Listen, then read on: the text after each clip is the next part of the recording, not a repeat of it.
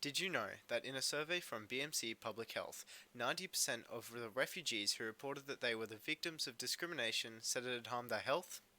In what world is this acceptable? You already know that refugees are fleeing atrocities such as persecution, famine, and war. Consequently, when they arrive in Australia, they are looking for safety and stability. Instead, they are subject to discrimination, are forced to start with nothing, and must navigate through language barriers. Good afternoon, attendees from the UN Youth Australia National Conference. My name is Ben, and I am a student in grade 11 at Westmoreton Anglican College. Today, I will persuade you to take action and mitigate harm against refugees seeking asylum in Australia. ABC's Q&A program recently spoke with a Ukrainian Australian who talked about using the current global focus on Ukraine to improve Australia's refugee policy, so that it worked towards eliminating discrimination.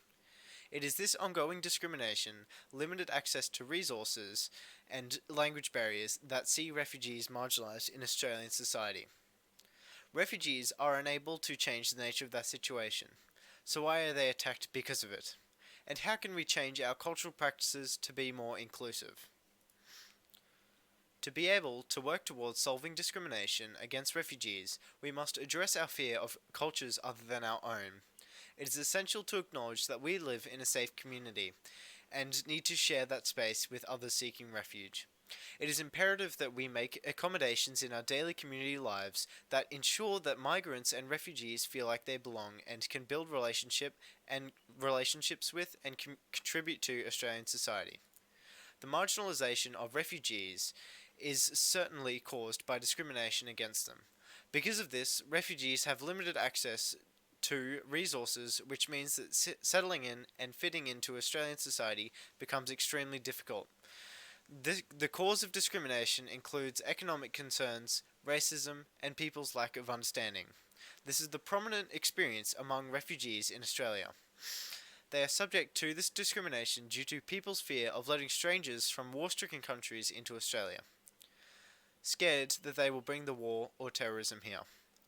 The Human Rights Council of Australia stated, after terrorist attacks on the United States of 11th of September 2001, the then Defence Minister even suggested that they could be terrorists threatening Australia's national security.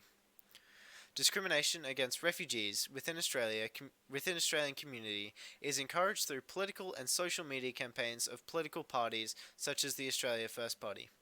The rhetoric that refugees are stealing Australian jobs and migrant business owners are preferencing employing refugees over Australian citizens is simply fake news that unfortunately a percentage of the population believes, leading to discrimination and vilification of refugees. This fear of refugees taking Australian jobs boils over into other areas of the refugees' lives here in Australia. Discrimination stems from racism and is fueled by people's fear of difference. This has occurred before and is still prevalent today. We feel for families who lose everything to fire or flood, and who must start life again with nothing but the clothes they are wearing. So why is it acceptable that when refugees enter Australia, they are forced to start with nothing and build their way up? Refugees arrive here from all around the world, bringing many cultural differences from our own. These differences make it difficult for a refugee to adjust to Australian society, as they do not know Australia's culture.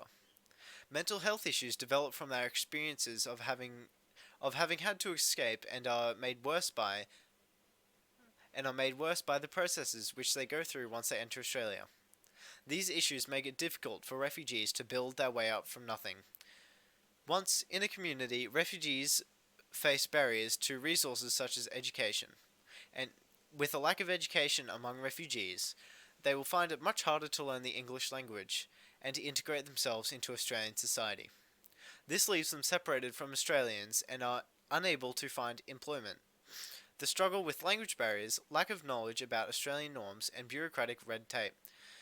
Refugees find it hard to learn Australian ways, and as a result, many will be stuck in the lower economic class.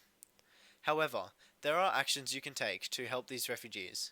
So, how do we address these issues? A solution to this lack of access to education.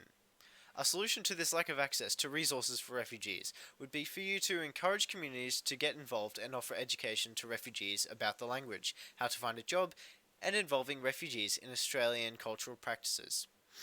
We must pressure the government to fund programs to support refugees in making a healthy life here.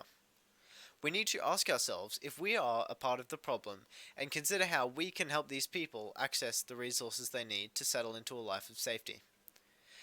If we do all of these, we can help create a safe area for refugees to live. Consider now that the lack of access to resources for refugees causes them to become marginalised and overlooked in Australian society. Language barriers make it difficult for refugees to access employment, services, and education. Most Australian students learn languages to experience other cultures. Refugees need to learn English in Australia to survive. Language barriers contribute to the marginalisation of refugees. Not knowing the language of the country you live in would cause you to feel isolated and alone. This is true for refugees who have fled from conflict to a country that speaks another language.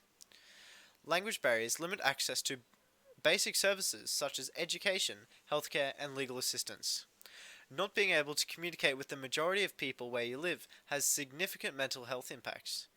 This is especially true for refugees and can be seen through increases in rates of depression and isolation. The causes of language barriers among refugees include not being given enough opportunities to learn English, the intimidation around the English language, and the trauma resulting from asylum seeking.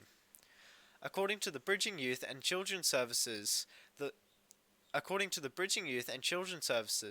young refugees have experienced harassment about their English skills while learning. The lack of understanding and fear of races who speak languages other than our own is a direct result from the White Australia policy. Imagine being thrown into an offshore processing detention centre without anybody who speaks your language and who can explain what is happening. Intimidating indeed. For a long time, when taking an Australian citizenship test, the only language available to take the test in was English. While language barriers are intimidating to refugees, there are ways to solve this problem. Schools can have a program for refugees to partner with a student and practice their English with them. This would accelerate young refugees' learning of the language as they are learning with people their age and would feel more comfortable. Language barriers are a significant reason why refugees are marginalised in Australian society, through the lack of communication. One way we can start to practice language inclusion is by interacting with our exchange students or with people from whom English is not their first language. The more we get comfortable communicating with non-English speakers, the more chances we have of reaching out to refugees in our community.